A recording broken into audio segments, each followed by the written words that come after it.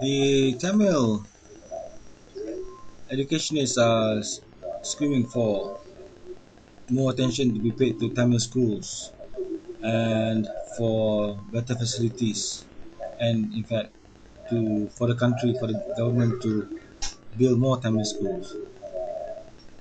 There's it is a right, it's a basic right for all communities in Malaysia to have education in their mother tongue. But where the Chinese schools have expanded and become quite successful, Tamil schools have suffered. In fact, since the independence, the number of Tamil schools have actually declined. But the problem is, even though they have been promised schools, and every time there's an election, the government, the Barisan National Government, promises them schools. The community hasn't been getting these schools. But instead of protesting by denying the BN government their vote every election, they keep on voting for the Barisan government. And every year, they promise the schools better facilities, better schools, more schools, but the government hasn't carried out this promise. And yet, every time there's an election, the Indian community votes for the government. In fact, 85% of the Indian community in Malaysia vote for the Barisan government. It seems like they don't learn.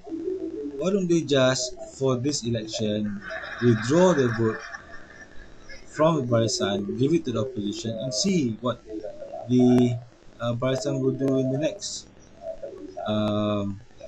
when they form the next government. Saya apa pun mau pergi jumpa dengan orang yang supervisor, berikan saya kerja.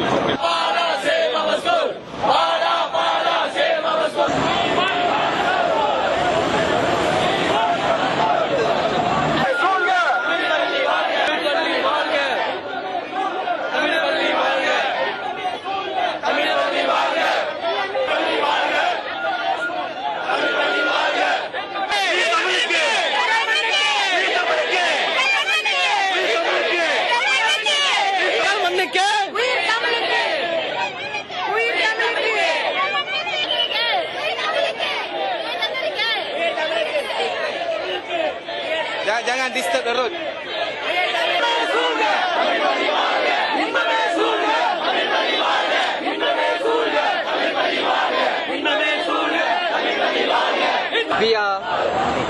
We represent some of the organizations which has gathered today with regard to the protest, which I will shortly explain.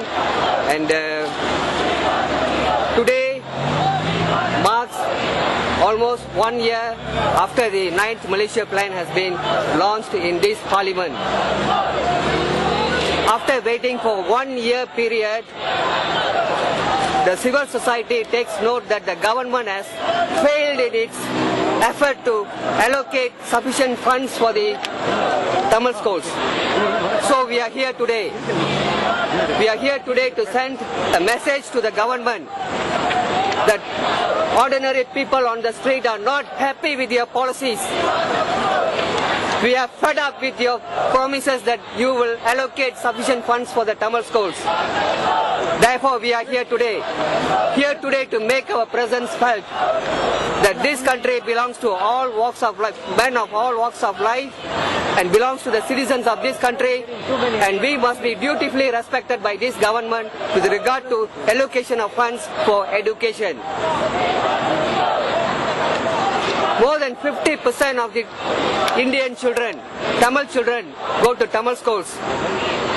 That amounts to more than 100,000 children in this country. For these children, Tamil schools provide the hope. The only hope for them for vertical mobility are the Tamil schools. Therefore, if the Tamil school system is not equipped, is not assisted by the government, is not taken care by the government, then these children will have lesser hope of being successful in this country. So we found the government having violated its promises to the citizens, it has violated the guarantee of free education to the Tamils, and therefore we are here to tell the government, please listen to our cries, please listen to the cries of our children and allocate sufficient funds so that these children can have a meaningful education in this country.